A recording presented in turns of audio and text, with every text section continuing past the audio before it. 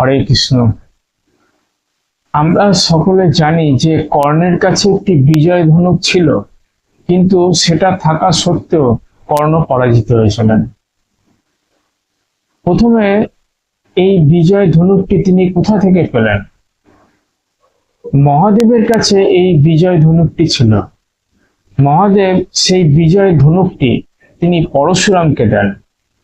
পরশুরাম যখন দেখলেন যে কর্ণের গুরু ভক্তি এবং তার শক্তি ও সাহসিকতা কোনো প্রতিদ্বন্দ্বী নেই, তখন তিনি বিজয় ধনুকটি তিনি কর্ণকে দিলেন।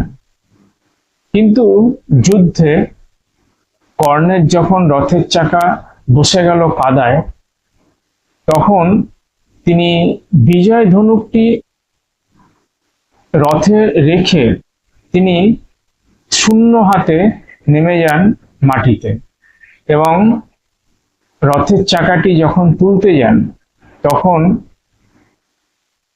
শ্রীকৃষ্ণের আদেশে অর্জুন তার অঞ্জলি অস্ত্র দ্বারা, অঞ্জলি বাণ তার দ্বারা কর্ণকে তিনি বধ করেন। হরে কৃষ্ণ।